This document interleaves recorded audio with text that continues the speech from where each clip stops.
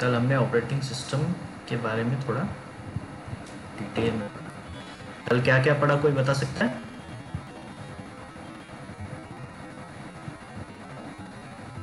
सुन पा रहे हैं मेरी आवाज़?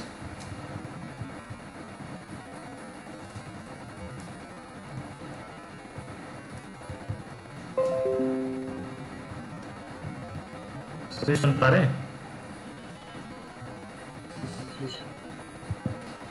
टॉपिक रिवीजन कर ले कल के बारे में। ऑपरेटिंग सिस्टम के कितने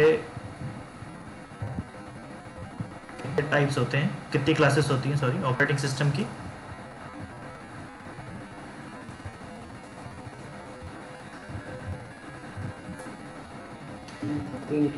ऑपरेटिंग सिस्टम की 3 क्लासेस होती है, मल्टीटास्किंग, मल्टी यूजर और multi processor. Multitasking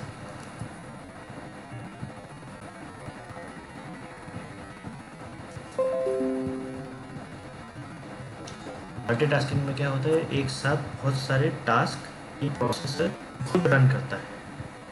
multi user में क्या होता है, मल्टीपल यूजर्स होते हैं जो मल्टीपल टास्क खुद स्टार्ट करते हैं प्रोसेसर के लिए। और एक होता है मल्टी प्रोसेसिंग जो कि मल्टीपल सीपीयूज को, जैसे अपना सर्वर हो गया, उन सर्वर के जितने भी टास्क होते हैं पूरे 24 घंटे में वो परफॉर्म करता है, वो मल्टी प्रोसेसिंग सिस्टम होता है।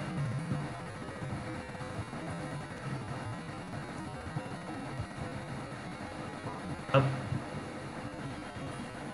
टाइप्स ऑफ प्रोसेसिंग यूनिट्स और उनके कंपैरिजन। एक होता है सीपीयू। एक सीपीयू वो होता है जो हम नॉर्मल हमारे ऑफिस में देखते हैं, हमारे घर में देखते हैं, जिसके अंदर हम जनरल पर्पस सॉफ्टवेयर या प्रोग्राम रन करते हैं। आपका डेस्कटॉप हो गया, आपका लैपटॉप हो गया, एक तरह से सीपीयू। दूसरा आता है जीपीयू, जिसके अंदर कोई एक स्पेसिफिक सॉफ्टवेयर आप रन करते हैं पैरेलली इन द सेंस,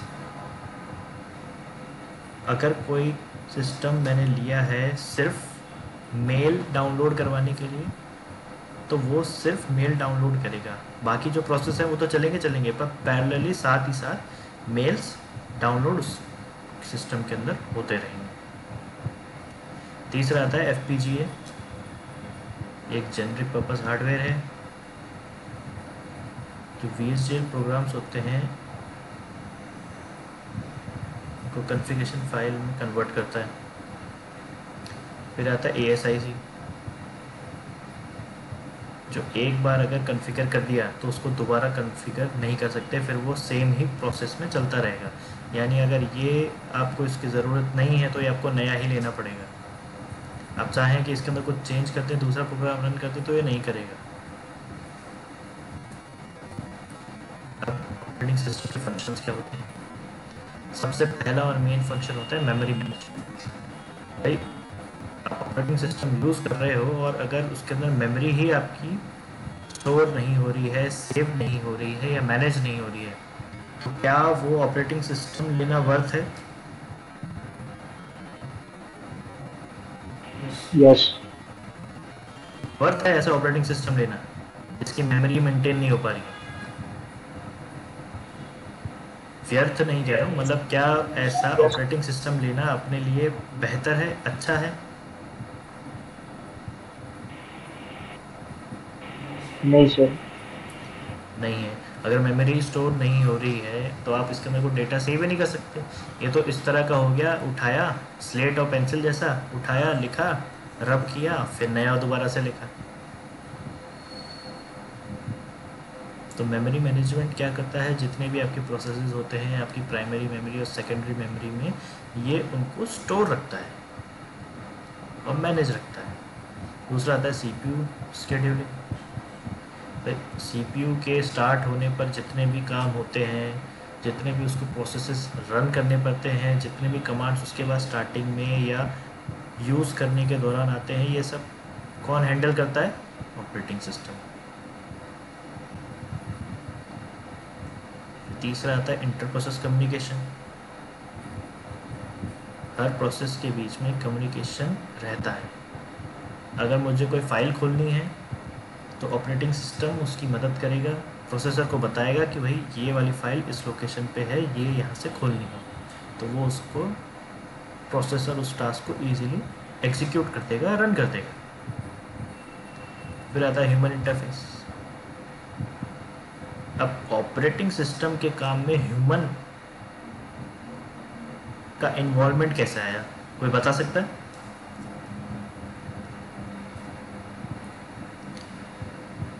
सभी सुन पा रहे हैं? पहली बात, ऑपरेटिंग सिस्टम के फंक्शनिंग में ह्यूमन का इन्वॉल्वमेंट, इंसानों का इन्वॉल्वमेंट कैसे आया और क्यों आ रहा है? जब इनपुट करते हैं तो इंटरफेस ह्यूमन, हमको इनपुट करना पड़ेगा, फिर वो प्रोसेस करेगी। बिल्कुल सही। हम अगर कोई डेटा ही नहीं देंगे, कुछ इनपुट ही नहीं देंगे, तो क्या ऑपरेटिंग सिस्टम भी कुछ आगे कमांड दे पाएगा? नहीं दे पाएगा।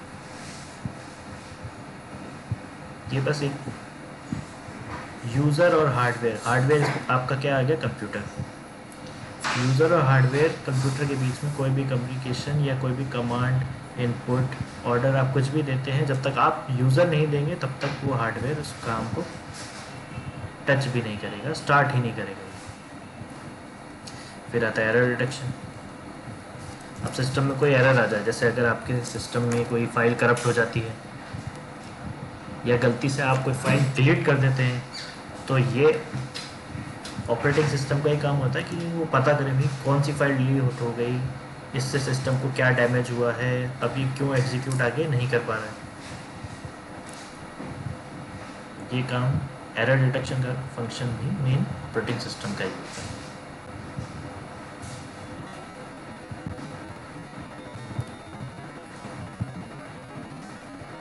ऑपरेटिंग सिस्टम में कोई टास्क कैसे काम करता है, किस थ्रू से काम करता है। हम अगर कोई नया प्रोसेस या नई जॉब एक काम हो गया, जो आप सिस्टम को दे रहे हो कि मुझे ये एग्जीक्यूट करवाना है, मुझे काम करवाना है, ये जॉब हो गया। जॉब क्यू में हो जाता है, क्यू में यानी लाइन में लग गए। आपने स्टार्ट करने के लिए कुछ किया, स्टार्ट करने के लिए आपने इनपुट दिया या कमांड दिया, अब वो एक लाइन में हो गया। ये सबसे पहले रेडी क्यू में जाएगा, यानी फॉरवर्ड जाएगा क्यू से कि भाई मैंने कमांड ले लिया है, पहला स्टेप मैंने कंप्लीट कर लिया है, मुझे कमांड मिल गया, अब मुझे प्रोसेस पूरा करना है, तो मैं आगे जाके फॉरवर्ड करूँगा कि ये काम आया है, इसको पूरा करना है, सीपीयू तक पहुँचा दो। अब या तो ये सीधा सीपीयू तक पहुँचा देगा, नहीं, अगर नहीं कर सीपीयू में पहुँच गया, सीपीयू में पहुँच जाता है, सीपीयू सबसे पहले इसको, अगर इसका ड्यूरेशन, अगर इसका प्रोसेस अभी टाइम ले रहा है या अभी चालू नहीं हो सकता है, तो उसको वापस से रेडी क्यू में भेज देगा। और अगर उसके इनपुट आउटपुट ही वेट है, उसको डिस्क से या इनपुट आप उसको अगर आपसे, यूज़र से या फिर आपके डिस्क से अगर कोई इनपुट चाहिए, तो वो उसको इनपुट आउटपुट वेटिंग क्यू में भेजेगा। क्यों? जैसे आपने कुछ प्रोसेस रन किया, आपने आपकी डिटेल्स, आपने वेबसाइट ओपन करी, वेबसाइट ओपन करने पे ये आगे प्रोसेस गया, वेबसाइट ओपन हो गई। अब वेबसाइट ओपन करने में वो कह रहा है आगे आपको लॉगिन क्रेडेंशियल्स भी देने हैं आपके। लॉगिन क्रेडेंशियल्स तो सीपीयू खुद नहीं देगा, वो बोलेगा आप इसमें या तो हार्ड ड्राइव में आपने सेव कर रखा हो तो वहाँ से उठ जाएगा। हम करते हैं ना अपने ब्राउज़र के अंदर, अपन अपने यूज़र आईडी पासवर्ड सेव कर लेते हैं, अगर उसमें सेव हो रखा है तो हार्ड डिस्क से उठ जाएगा, नहीं तो यूज़र उसको खुद डालेगा। अब एक बार इनपुट दे दिया तो वो इनपुट आउटपुट में चला गया। वहाँ से जब ये प्रोसेस एग्जीक्यूट हो जाता है, आगे उसको डिटेल्स मिल जाती है, तो वापस रेडी क्यू में जाता है और फिर सीपीयू से जाके सबसे पहले वो टास्क स्टार्ट हो जाता है। टास्क शेड्यूलर में किसी को कोई दिक्कत आ रही है किसी तरह की? सबको समझ आया? ठीक है, देखते हैं स्टेट्स और प्रोसेसेस। कितने स्टेट्स होते हैं? तीन ही होते हैं, रनिंग, ब्लॉक रेडी। रनिंग यानी चल रहा है, ब्लॉक्ड रुका हुआ है, और रेडी यानी स्टार्ट होने के लिए तैयार है, कभी भी स्टार्ट कर सकते हैं। इसके बीच में 3 ही चेंजेस हो सकते हैं। पहला, कोई अगर प्रोसेस चल रहा है तो वो या तो वो रुक जाएगा, ब्लॉक्ड हो जाएगा, या स्टॉप्ड कह लो उसे। दूसरा, अगर कोई ब्लॉक्ड हुआ है, जब उसका रन यहाँ देखा था रेडी क्यू में कोई भी आइटम जाता है तो रेडी क्यू में क्या होता है, सभी सुन पा रहे हैं आवाज? तो सीपीयू को बता पा रहा ये टास्क आया है।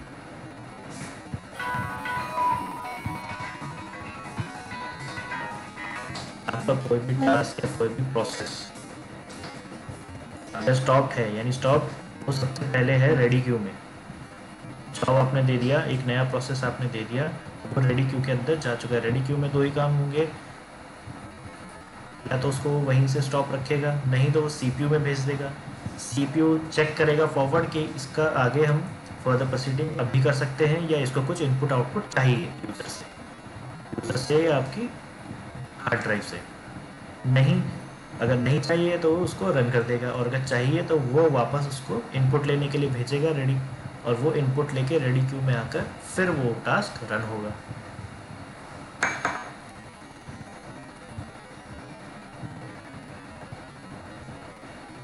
इनमें 3 ही काम होते हैं। कोई प्रोसेस अगर रेडी है तो वो स्टार्ट हो जाएगा, यानी रनिंग कंडीशन में आ जाएगा। रनिंग में है और उस प्रोसेस को बंद होना है, वो ब्लॉक्ड हो जाएगा, स्टॉप्ड हो जाएगा।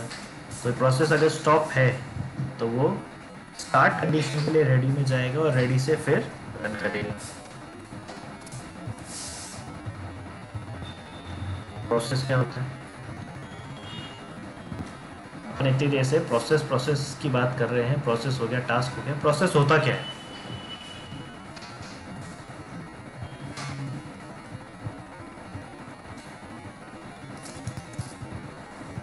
सर कोई भी एक्टिविटी करने के लिए जो मेथड होती है उसको प्रोसेस बोलते हैं। ठीक है, थोड़ा बहुत सही है। आपके फ़ोन में अगर मैं कहूँ कॉलिंग चल रही है, आपने किसी को कॉल मिलाया, फ़ोन से आपने किसी को कॉल मिलाया, तो वो प्रोसेस होगा या नहीं होगा? होगा सर, प्रोसेस होगा। मतलब प्रोसेस को हम ऐसे समझे, आप कोई भी अगर काम कर रहे हैं या वो काम हो रहा है तो वो प्रोसेस की वजह से ही हो रहा है। प्रोसेस उसके पीछे का प्रोग्राम हो गया, एग्जीक्यूशन हो गया उसका, जो उसको रन करवा रहा है। प्रोसेस के बिना कोई वर्क संभव ही नहीं है। प्रोसेस के बिना कोई वर्क संभव नहीं है, बिल्कुल सही। अगर डमी फ़ोन्स आपने देखे, डमी फ़ोन्स भी नहीं, कुछ फ़ोन आपने देखे जो बिल्कुल काम नहीं कर पाते हैं, जिनकी आईसी फूक चुकी होती है, उनका मदरबोर्ड जल चुका होता है, क्या वो काम कर सकते? क्या वो फ़ोन चालू भी होते हैं? नहीं होते, क्योंकि अब उसके अंदर कोई प्रोसेस रन ही नहीं करेगा। अगर आपको एक नया का नया लैपटॉप बिना विंडोज़, बिना ऑपरेटिंग सिस्टम डाला हुआ अगर सिस्टम रन भी करना है तो वो स्टार्ट क्यों होगा आगे? जितनी उसकी कैपेसिटी है, एक नया लैपटॉप आप अगर स्टार्ट करते हैं तो सबसे पहले वो क्या मांगता है, आप इसके अंदर ऑपरेटिंग सिस्टम डालिए। तब तक का उसका टास्क क्या होता है, वो जाएगा, देखेगा, सर्च करेगा कोई ऑपरेटिंग सिस्टम है अवेलेबल, नहीं है तो वो वापस रीस्टार्ट हो जाता है, नहीं तो बंद हो जाता है। तो हर काम को करने के लिए या हर चीज़ के पीछे एक प्रोसेस रहता है। प्रोसेस में क्या होता है, खुद एक प्रोग्राम इटसेल्फ, कोई प्रोग्राम आपने उसको दिया है तभी वो रन करेगा। इसको ऐसे समझो, अगर आपको प्यास लग रही है तो जो प्यास है वो प्रोग्राम है। आपको प्यास लगेगी तभी तो आप जाके पानी पिएंगे, नहीं लग रही है तो क्यों करेंगे? समझ रहे हैं सभी? तो प्रोसेस में सबसे पहला ज़रूरी पार्ट होता है प्रोग्राम खुद, फिर होता है डेटा, फिर आते हैं उसके रिसोर्सेज जो कि फाइल्स हो गए, या कोई भी रिलेटेड, और लास्ट आता है एग्जीक्यूशन इंफॉर्मेशन। ये ओएस में रहती है, और इसमें कोई भी प्रोसेस अगर आपका चलता है तो उसकी होती है एक प्रोसेस आईडी, एक प्रोसेस नेम और process owner. Process ID, process name और प्रोसेस ओनर, ये तीन चीज़ें क्या हुई? कोई एक्सप्लेन कर सकता है मुझे कि ये तीन चीज़ों से हमें क्या समझ आ रहा है?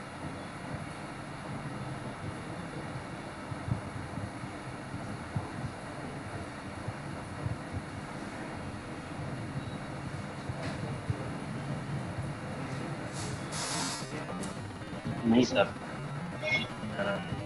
अच्छा, सब मेरी स्क्रीन पे देख पा रहे हैं? जी सर। ये क्या दिख रहा है आप सबको?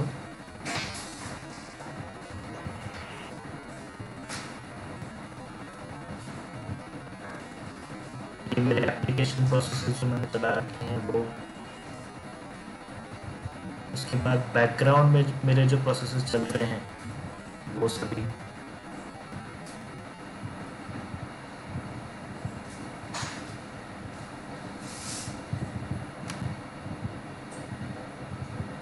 ये देखिए, अब इस प्रोसेस को रन करने में पावर यूसेज कितना आ रहा है, जीपीयू से कितना परसेंट जा रहा है,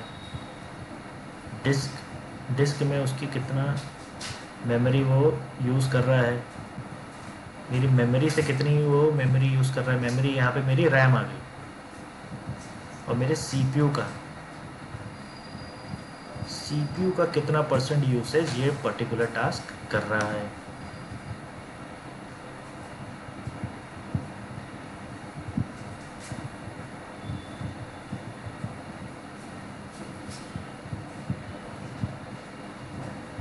अब ये क्या है? ये चीज़ क्या दिख रही है? ये दिख रहा है सभी को? PID, process ID. Process ID. अब ये प्रोसेस आईडी क्या है?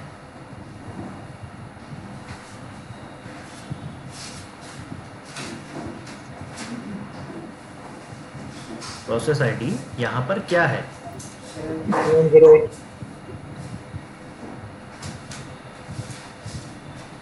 ये जो मैं प्रोसेस मैंने रन कर रखा है, या जितने भी प्रोसेस रन हो रहे हैं, देख रहे हो सबका एक अलग अलग नंबर है, सबको एक अलग आईडी दी हुई है, सबको एक अलग आईडी मिली हुई है। किसी की सेम हो सकती है क्या प्रोसेस आईडी? क्या प्रोसेस आईडी कभी भी सेम हो सकती है? नहीं सर। नहीं सर। नहीं हो सकती। हर प्रोसेस की नई प्रोसेस आईडी होती है, यूनिक, हर बार यूनिक रहेगी। ये भी ज़रूरी नहीं है कि ये टैब अगर मैं दोबारा से खोलूँ तो इसको सेम ही प्रोसेस आईडी मिले, कोई ज़रूरी नहीं है। अब ये मेरा प्रोसेस है, ये इसकी प्रोसेस आईडी है, और ये इसका स्टेटस है कि ये अभी रन कर रही है। किससे?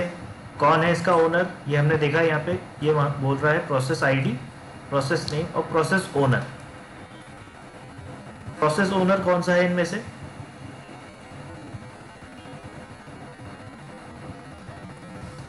इस पर्टिकुलर टास्क के लिए, प्रोसेस के लिए प्रोसेस ओनर कौन है? डेल।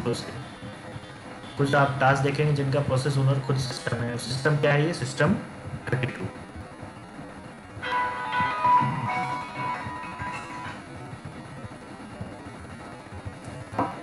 तो ये प्रोसेसेस आपने देखे, ये कुछ प्रोसेसेस सिस्टम के थ्रू इनिशियल लेवल पे रन होते हैं स्टार्टिंग से, जो आपके वर्क को और स्मूथ बनाते हैं और कंटिन्यूशन में रखते हैं। और कुछ प्रोसेस आप खुद रन करते हैं। प्रोसेस टर्मिनेशन, चार कंडीशंस रहती है कोई प्रोसेस को टर्मिनेट यानी बंद होने के लिए। एक, नॉर्मल एग्जिट आप बंद कर दें, उस प्रोसेस को आप बंद कर दें।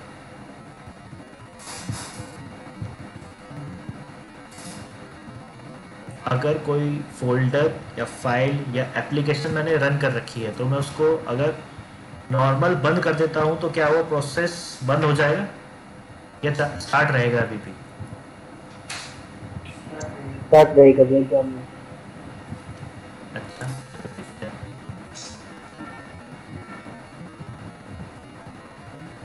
कह रहा है गूगल क्रोम की मेरी 9 पेज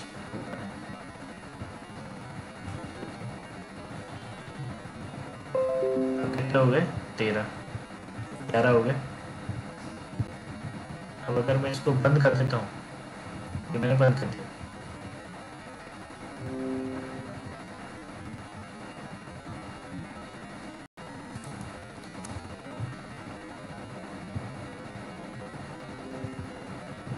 ये मैंने उसको जब बंद कर दिया तो अब कितने प्रोसेस रह गए? 6। 9 प्रोसेस रह गए। अब अगर मैं चाहूँ तो कुछ यहाँ से भी बंद कर सकता हूँ डायरेक्ट। तो मुझे कुछ भी बंद करना है मैं उस पर क्लिक करूँगा और यहाँ एंड टास्क दबा देता हूँ, तो क्या ये बंद हो जाएगा या अभी भी प्रोसेस चलता रहेगा? बंद हो जाएगा तो। बंद हो जाएगा, बिल्कुल सही।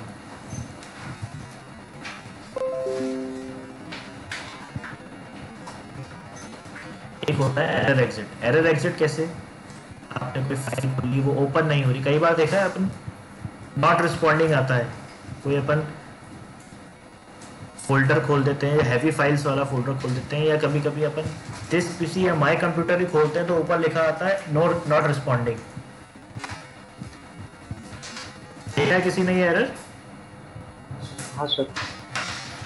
होता नहीं, बहुत कोशिश करते हैं नहीं खुलता है, नहीं तो बहुत टाइम बाद खुलता है, 15-20 मिनट बाद रुकने के बाद, नहीं तो कई बार 2-4 मिनट में ही खुल जाता है। और अगर उस पर नहीं उसको ओपन होना होता है तो आपके पास एक एरर आता है कि this file can't be open, either you wait or close the system. देखा है सभी ने? Yes sir. तो वो आपका एरर एग्जिट होता है। आप चाहते हैं उसको बंद कर ले, मैं दोबारा स्टार्ट कर लूँगा। फिर एक आता है फैटल एरर।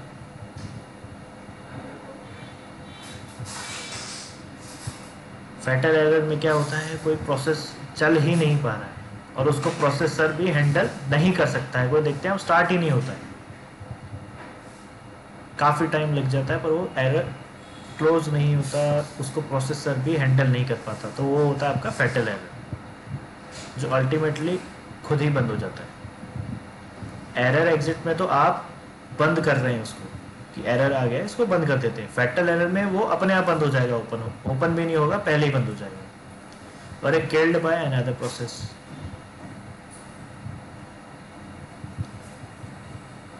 इसके दो होते हैं प्रोसेस। एक अभी मैंने देखा एंड टास्क। एंड टास्क यानी मैं यूज़र हूँ, मैं वो प्रोसेस बंद करना चाहता हूँ, तो मैं उस प्रोसेस को सिलेक्ट करके एंड टास्क अगर क्लिक कर देता हूँ तो वो टास्क मेरा बंद हो जाएगा। और दूसरा ऑपरेटिंग सिस्टम अगर उसके लिए प्रोसेस के लिए इनफ मेमोरी नहीं एलोकेट कर पा रहा है तो वो अपने आप ही उसको खुद बंद कर देगा। ये चारों क्लियर है सभी को?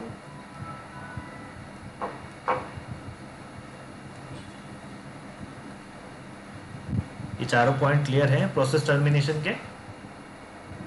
Yes sir. ऑपरेटिंग सिस्टम के क्या टाइप होते हैं? एक पहले बात कर रहे थे वर्क स्टेशन और सर्वर्स की। सर्वर क्या होता है? कोई भी सर्वर हम किसे कहेंगे, किस सिस्टम को, किस ऑपरेटिंग सिस्टम को हम बोलेंगे कि ये सर्वर है?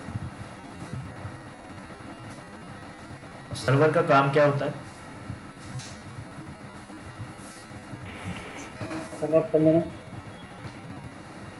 ऐसा क्या चीज़ है जो सर्वर को सर्वर बनाता है? अगर मेरे पास विंडोज़ 10 ऑपरेटिंग सिस्टम का एक सिस्टम है तो क्या मैं उसको सर्वर कह सकता हूँ, जिसके अंदर मेरे पास 1 TB रैम है, 1 TB हार्ड डिस्क है और 8 या 16 GB रैम?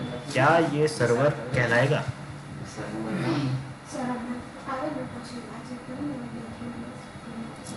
No sir. नहीं कहलाएगा। क्यों नहीं कहलाएगा?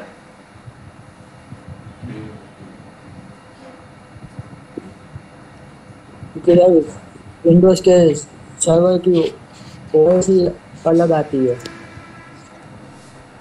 क्या अलग आती है?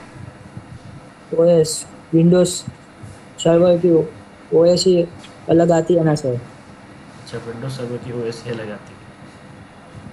सर्वर में हाँ विंडोज सर्वर 2019 है ना अभी तो सर। ये बिल्कुल सही कह रहे हो कि विंडोज सर्वर की तो ऑपरेटिंग सिस्टम ही अलग आती है। बिल्कुल सही बोल रहे हो, कुछ गलत नहीं है इसमें। मैं पूछा पर हम सर्वर किसको कहेंगे? आपने ये तो सही बोला कि सर्वर की एक ऑपरेटिंग सिस्टम ही अलग आता है पूरा, पर सर्वर हम कहेंगे किसको? सर नहीं पता है। नहीं पता? चलो मैं बताता हूँ। सर्वर क्या, सबसे पहले आपकी सर्वर ऐसा मान लो बहुत सारे रिक्वेस्ट, बहुत सारे प्रोसेसेस एक साथ हैंडल करने, मल्टीपल टास्क आपको मिलेंगे, आपको देने पड़ेंगे, जो एक नॉर्मल सिस्टम के लिए हैंडल कर पाना तो इम्पॉसिबल के बराबर है। मानते हो? सभी मानते हो ये बात? Yes sir. तो सर्वर में अब इतना हाई वॉल्यूम डेटा आएगा, इतनी बहुत सारी टास्क प्रोसेसेस सब एक साथ रन करने वाली है, तो हमें कुछ ऐसा सिस्टम चाहिए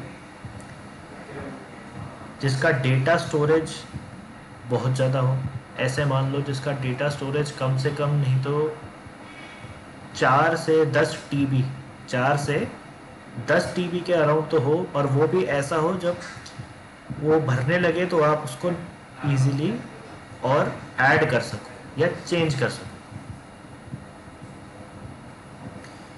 दूसरा, सर्वर के लिए बिल्कुल सही बोला, एक अलग ऑपरेटिंग सिस्टम आता है सर्वर के लिए जो सारे उसके टास्क प्रोसेसेस उन सबको मेंटेन रखता है।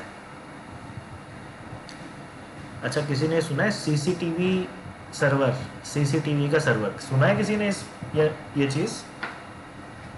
नो सर, ये नहीं सुना पहले तो। कभी नहीं सुना? किसी ने भी नहीं सुना? किसी ने भी नहीं सर। अब सीसीटीवी सर्वर में क्या होता है, वो भी एक सर्वर ही है। जितनी भी रिकॉर्डिंग्स होती है वो 24/7 काम करता है, यस सर। उसको बंद नहीं कर सकते, वो चलता ही रहता है। पर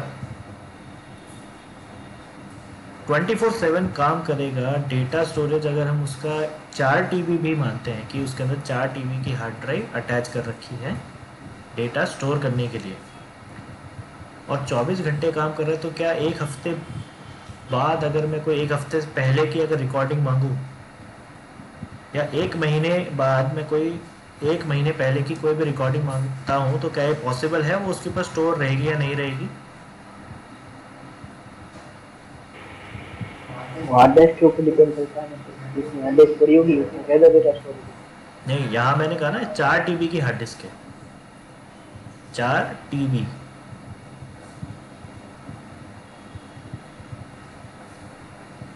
4 TB की हार्ड डिस्क है, 24 घंटे रिकॉर्ड करता है, और ये रिकॉर्डिंग सभी स्टोर होती है। तो क्या मुझे एक महीने पहले की कोई रिकॉर्डिंग मिलेगी?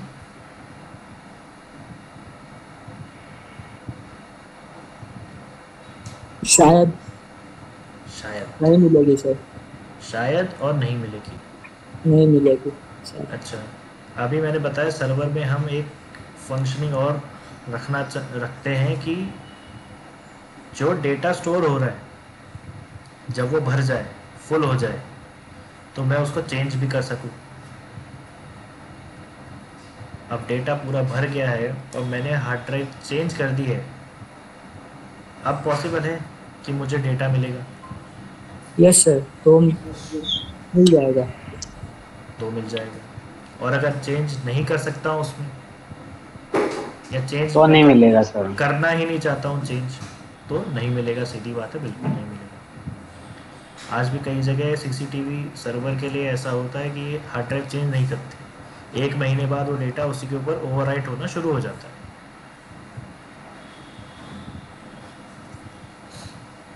पर कई ऐसी लोकेशंस हैं जहाँ पे ये हार्ड ड्राइव टाइमली चेंज की जाती है, क्योंकि ये इन्फॉर्मेशन कुछ जगह बहुत इम्पोर्टेंट होती है।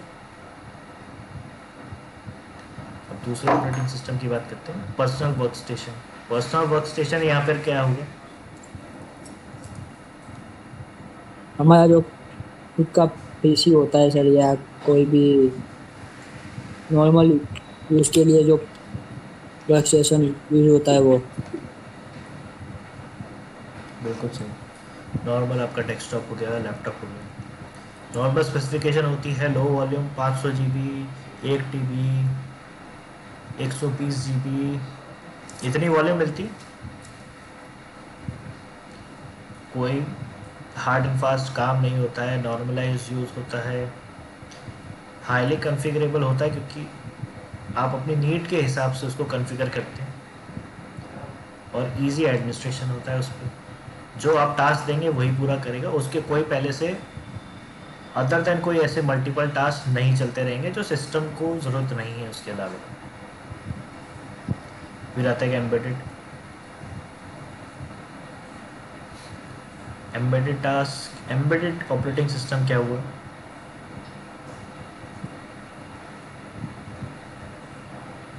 एम्बेडेड ऑपरेटिंग सिस्टम कोई बताएगा?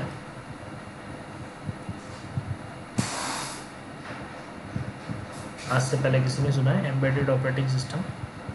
नहीं सर। सर ऐसा कोई ऑपरेटिंग सिस्टम जिसमें पहले से ही कुछ टास्क फिट किए हुए हैं और वो हर बार वही टास्क रन करेगा? बिल्कुल। एम्बेडेड ऑपरेटिंग सिस्टम यानी पर्टिकुलर एक टास्क के लिए उसको एक ही टास्क परफॉर्म करना है हर बार। अब IoT और RFID।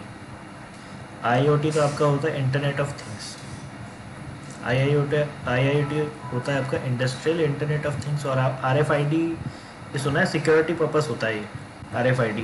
अगर आप किसी कंपनी में देखते हैं फिंगरप्रिंट सेंसर्स होते हैं, आई कार्ड के थ्रू आपकी एंट्री होती है, देखा है? Yes yes sir. ये सभी यस आपके सर। स्कैनर के थ्रू। हाँ हाँ, ये सभी आपके RFID में होता है, यानी इनका काम ही यही है। ये एम्बेडेड सिस्टम क्यों है? आप अपनी फिंगर प्रेस करेंगे, वो मैच करती है तो आपको एंट्री मिलेगी। दूसरा, आपके पास कार्ड है, आप कार्ड अपना इंसर्ट करेंगे, वो मैच करता है तो ही आप एंट्री लेंगे, आपकी अटेंडेंस मार्क होगी। आपके पास अगर सर कोई कोड है, हाँ बोलो। कहने का मतलब सिक्योरिटी देता ही हूँ।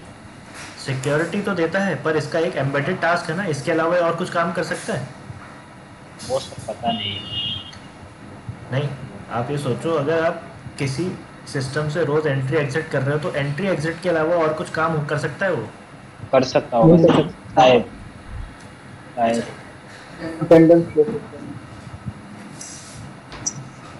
ना, अटेंडेंस लेना, एंट्री मार्क करना, एग्जिट मार्क करना, ये सब उसका काम है। इसके अलावा ये बताओ, क्या वो कोई प्रोसेस रन कर सकता है इसके अलावा? प्रोसेस रन ऐसे समझ लो, क्या वो नहीं कर गाने बजा सकता। सकता है? क्या वो गाने बजा सकता है? कोई वीडियो प्ले कर सकता है? No sir. नहीं कर सकता सर। नहीं कर सकता ना। एक एम्बेडेड उसका एक फुली फंक्शनल एक ही टास्क है उसका कि आपको ये काम करना है तो वो यही करेगा। जी सर। तो ये आपका होता है एम्बेडेड ऑपरेटिंग सिस्टम। फिर आता है real time.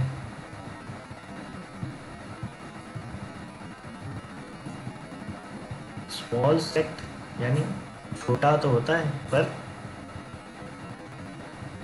Time critical task ही करना होता है उसको।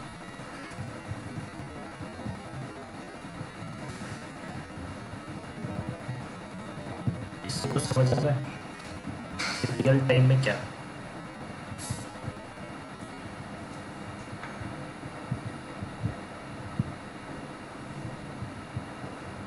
नो सर, कुछ समझ में नहीं आता सर। सर इसमें कोष्टक में दिया है कि when a vehicle ad hoc network means vehicle का नाम लिया, इसमें ना ना ना मतलब क्या होता है ना सर? ना ना, ये उसका एग्जाम्पल है वेनिट, वेहिकुलर एडहॉक नेटवर्क। अब आपने फास्टैग देखा है? टोल्स पे लगाया है ना फास्टैग।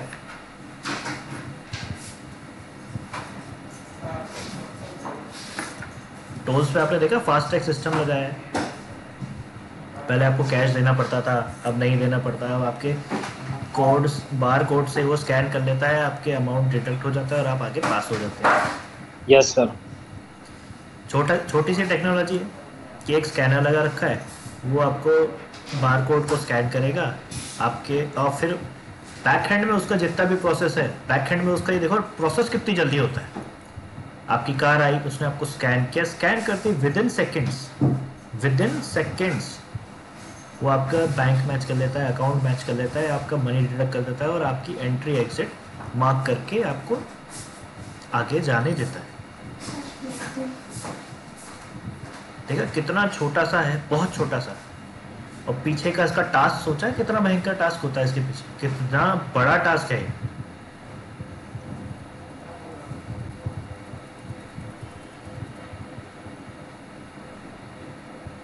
सभी को समझ आ रहा है? Yes sir. मतलब आज के अपने वर्ल्ड में कितनी छोटी छोटी चीजें और काम उनका कितना बड़ा होता है।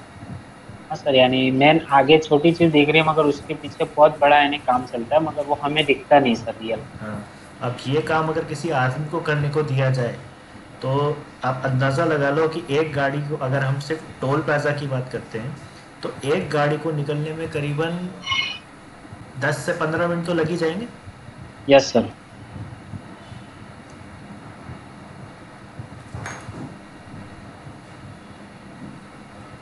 अब आता है डिस्ट्रीब्यूटेड सबसे पहली चीज, डिस्ट्रीब्यूटेड वर्ड से आप क्या समझ रहे हैं? ये वर्ड तो नेटवर्क मार्केटिंग वाला लग रहा है मुझे। डिस्ट्रीब्यूटेड। नेटवर्क मार्केटिंग तो चल रहा है। अच्छा, आपके घर में मिठाई आई तो कहते हैं ना बांट जी दो, सर। सबको जी बांट सर। दो, जी सर। सबको डिस्ट्रीब्यूट कर दो। हाँ। तो ये वो वाला डिस्ट्रीब्यूट भी है ना। मतलब आपके पास टास्क आते हैं, मैं सर्वर हूँ, मेरे पास टास्क आते हैं, 4 टास्क आते हैं। अब मैं जो ये टास्क परफॉर्म कर सकता है उसके पास भेज दूँ, डिस्ट्रीब्यूटेड हो गया। या ऐसे मान लो 4 लोग आए मेरे पास काम मांगने, मैंने पूछा तुम क्या काम करते हो। सबसे पहली चीज़, पहले ने बोला सर मैं फाइल बना सकता हूँ, दूसरे ने बोला सर मैं डिज़ाइन कर सकता हूँ, तीसरा बोलता है मैं ये कर सकता हूँ, चौथा बोलता है मैं ये काम कर सकता हूँ। चारों के अलग अलग काम है। अब मुझे पता चल गया कि 4 लोग ये काम कर सकते, तो मैं उन 4 के हिसाब से उनको उनका काम दूंगा।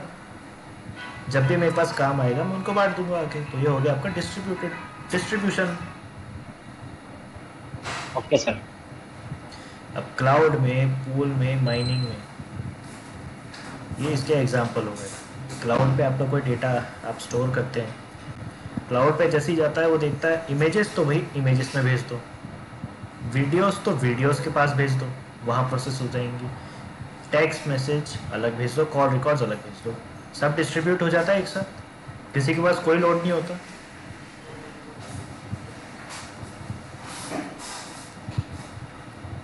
ये क्लियर है सभी को?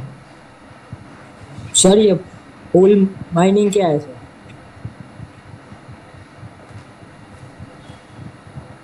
पूल माइनिंग का प्रोसेस है। प्रोसेस क्या मतलब, एक मिनट बताता हूँ आपको।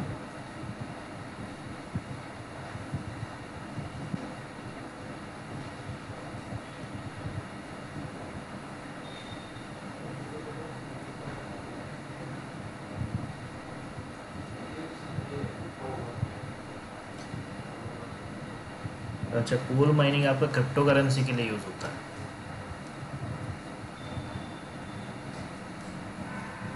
ये क्रिप्टो करेंसी लेवल पे है। आप देख रहे हैं ना कितनी मल्टीपल क्रिप्टो करेंसी आज आ चुकी है दुनिया में। Bitcoin, yes yes Ethereum, sir. Dogecoin. तो जिस ये ऑनलाइन है, सब कुछ ऑनलाइन सर्वर इस्टेब्लिश है। जितने भी आप इसमें आप पूल माइनिंग के थ्रू जिस भी क्रिप्टो करेंसी के बारे में इंफॉर्मेशन लेना चाहें या इन्वेस्ट करना चाहें तो ये डायरेक्ट आपकी हेल्प करता है।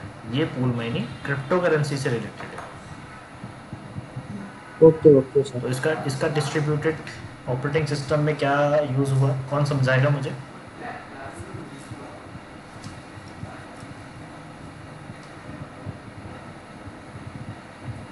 पूल माइनिंग का जो कि सिर्फ क्रिप्टो करेंसी के लिए है, तो इसका डिस्ट्रीब्यूटेड ऑपरेटिंग सिस्टम में कैसे यूज़ रहा है?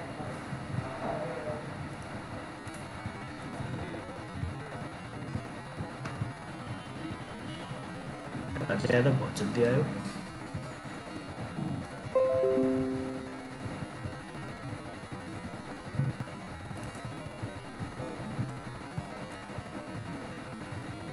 मैं पूछ रहा हूँ पूल माइनिंग का डिस्ट्रीब्यूटेड ऑपरेटिंग सिस्टम में कैसे यूज रहेगा? प्योरली क्रिप्टो करेंसी लेवल पर है। कैसे, कौन बताएगा?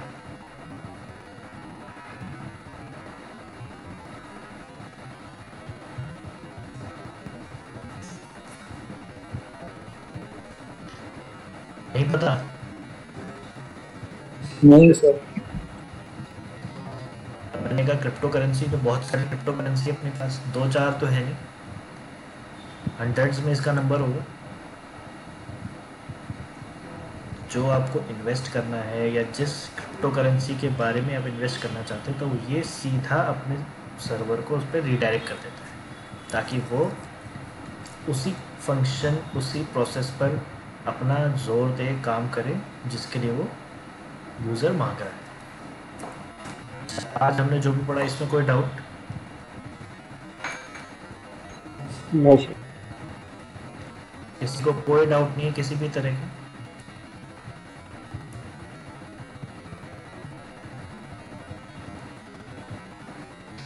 किसी को कोई डाउट नहीं है?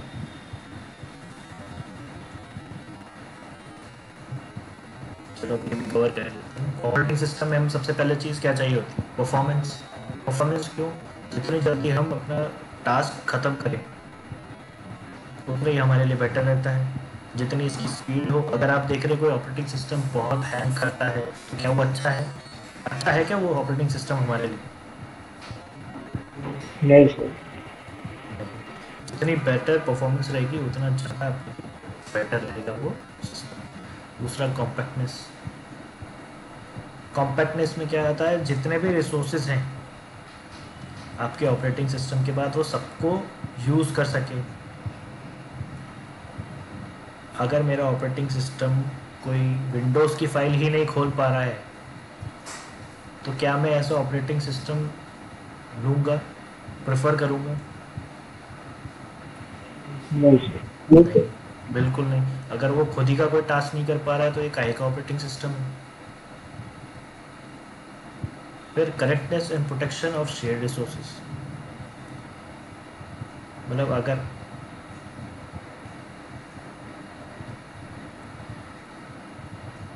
कोई आपने रिसोर्स, इंफॉर्मेशन, अगर कोई आपका ऑपरेटिंग सिस्टम किसी प्रोसेस से शेयर कर रहा है, तो वो या तो एक्यूरेट होनी चाहिए, इतनी एक्यूरेट कि अगर वो फेल भी होती है तो उसका एक पर्टिकुलर कोई रीज़न होगा इसलिए वो फेल हुई है। दूसरा मेंटेनेबिलिटी, यानी जितने भी रिसोर्सेज शेयर हो रहे हैं, प्रोसेस हो रहे हैं, वो सारे मेंटेन होने चाहिए। और हर सॉफ्टवेयर में किसी ना किसी तरह से हम जो भी डाउनलोड करते हैं, कुछ ना कुछ बग्स मिल ही जाता है। अगर वो ही ये फाउंड ना कर पाए और रिमूव ना कर पाए, तो आपका कहते हैं ना, आपका कंप्यूटर सिस्टम का डिफेंडिंग सिस्टम बहुत वीक है। तो क्या ऐसा ऑपरेटिंग सिस्टम कोई प्रेफर करेगा जो आपके बग्स ही नहीं ढूंढ पा रहा है, आपके मालवेयर को, एंटी वायरस जितने भी हैं वो उनको डिटेक्ट नहीं कर पा रहा है?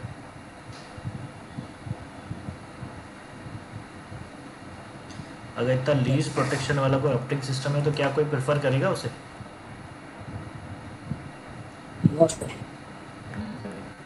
फिर flexibility and ease of configuration.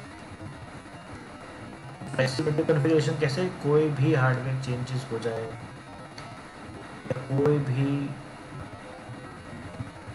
Process उसको अधिक कॉम्बिनेशन में या हार्डवेयर का यूज़ लेके या इनपुट लेते हुए यूज़र से काम करना पड़े, तो वो इजीली वो काम कर सके, ऐसा ऑपरेटिंग सिस्टम चाहिए। दूसरा लास्ट, परफॉर्मेंस टू स्टैंडर्ड्स,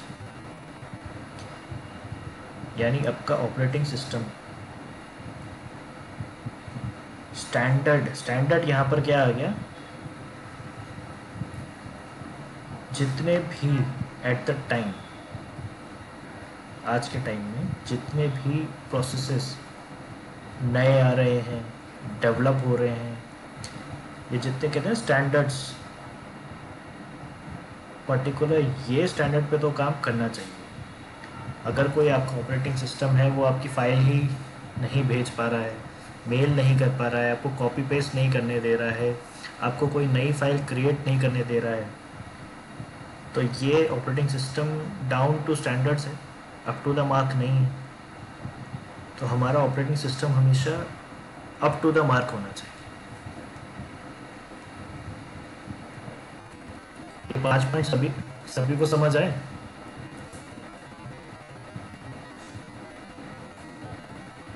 इनमें कोई डाउट? इनमें डाउट किसी को? सर ये IEEE क्या है सर? क्या चीज़? IEEE वो जो स्लाइड थी ना, आगे आगे और आगे से, बस ये IEEE स्टैंडर्ड।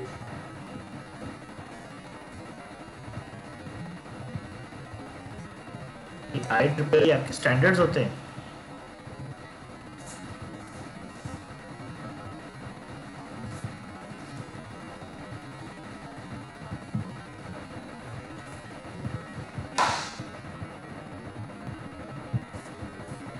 स्टैंडर्ड देखते हैं कोई भी कंपनी के, से ये IEEE इसके आपके हैं, इंस्टीट्यूट इलेक्ट्रिकल एंड इलेक्ट्रॉनिक।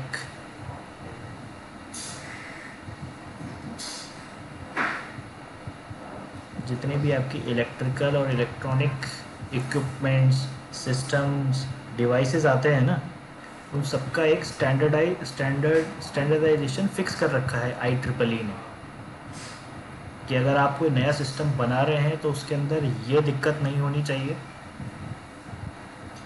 ये इशू नहीं आना चाहिए, इतना तो उसको काम करना ही चाहिए। ओके ओके ठीक है, कोई डाउट और किसी को?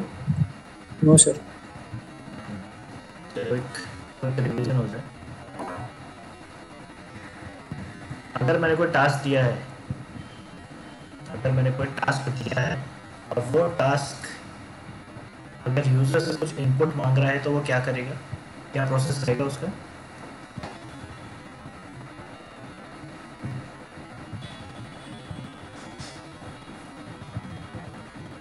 सभी सुन पा रहे हैं? सभी सुन पा रहे हैं आवाज? Yes sir. अब बताओ, मैंने कोई टास्क दिया है नया, वो रेडी क्यू में गया, अब उसको अगर यूज़र से कुछ इनपुट चाहिए या हार्ड डिस्क से कोई इनपुट चाहिए तो वो कहाँ जाएगा? वो वेटिंग क्यू में रहेगा, सीपीयू के पास वेटिंग क्यू। अच्छा, फिर क्या करेगा? इनपुट आउटपुट लेगा, इससे रेडी क्यू में आएगा, बाद में सीपीयू के पास रहेगा। अगर उसको कुछ इनपुट चाहिए या तो वो हार्ड डिस्क से ले लेगा डायरेक्ट, नहीं तो वो यूज़र से लेगा, और इनपुट जैसे ही मिल जाता है वो दोबारा रेडी क्यू में जाके सीपीयू में जाके आगे स्टार्ट हो जाएगा। ठीक है, अब अपनी 4 कंडीशंस थी प्रोसेस टर्मिनेशन की: नॉर्मल एरर, फैटल एरर और killed by another process. Fatal error termination में क्या होता है?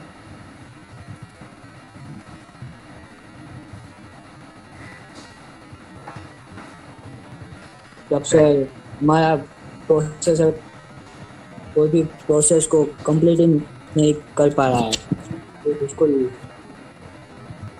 चालू नहीं कर पाया तो वो फैटल एरर होगी सर।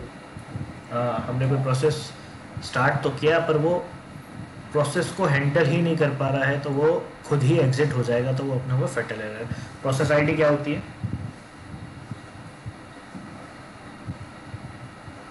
सर हर प्रोसेस की एक प्रोसेस आईडी होती है, PID।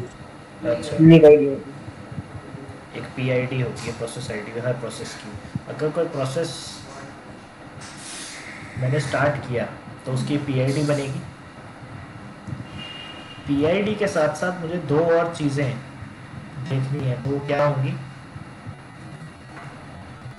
मुझे मैं अगर कोई प्रोसेस स्टार्ट हो रखा है, हुआ हुआ है ऑलरेडी, तो मैं पता कैसे करूँगा वो प्रोसेस कौन सा है, उसकी प्रोसेस आईडी कौन सी है, और वो प्रोसेस रन किसने करेगी?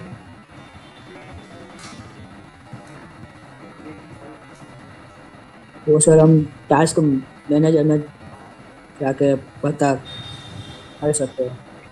किससे? टास्क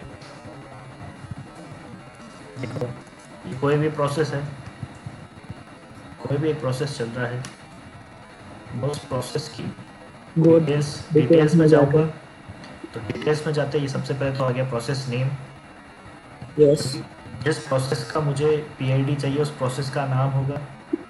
फिर उसकी पीआईडी यानी प्रोसेस आईडी आ गई, और उसके बाद उसका स्टेटस। प्रोसेस का ओनर कौन है? सिस्टम। सिस्टम है, लोकल सर्विस है या आप यूज़र है, ये पता कर सकते हैं। अच्छा, जल्दी से बता दो, एम्बेडेड ऑपरेटिंग सिस्टम क्या होता है?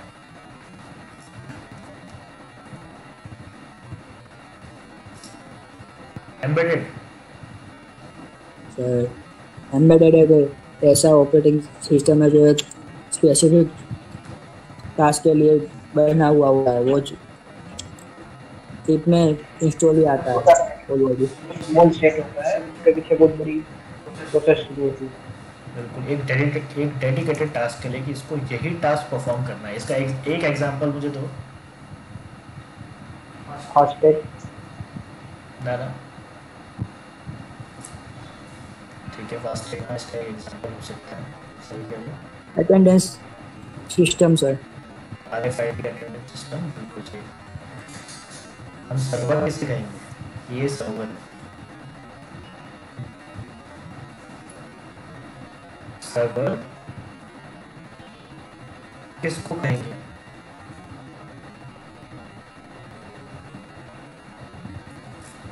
सर्वर में सबसे पहले आने वाली इंपॉर्टेंट चीज क्या है?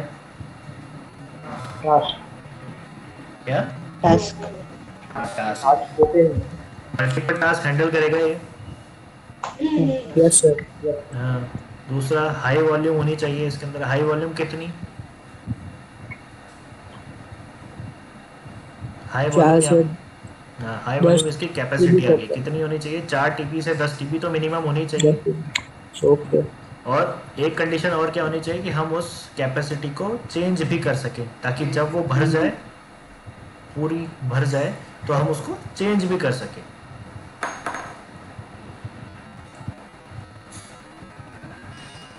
ठीक है, हमें ऑपरेटिंग सिस्टम में क्या क्या चीज़ें चाहिए होती हैं? परफॉर्मेंस की बहुत बढ़िया परफॉर्म करे, कॉम्पैक्टनेस की जितने भी रिसोर्सेस हो उन सबको एफिशिएंटली यूज़ करे, करेक्टनेस और प्रोटेक्शन, आपके सिस्टम में कोई भी इशू आता है, फेलियर आता है, बग्स आते हैं, वायरस आते हैं, तो उसको डिटेक्ट कर सके और प्रोटेक्शन दे सके। फिर फ्लेक्सिबिलिटी हो और सारे प्रोसेसेस को इजीली कॉन्फ़िगर कर सके, चाहे वो हार्डवेयर के थ्रू हो, चाहे यूज़र की प्रेफरेंस के हिसाब से हो। और लास्ट, स्टैंडर्ड्स को फॉलो करते हुए कोई ऑपरेटिंग सिस्टम काम करे।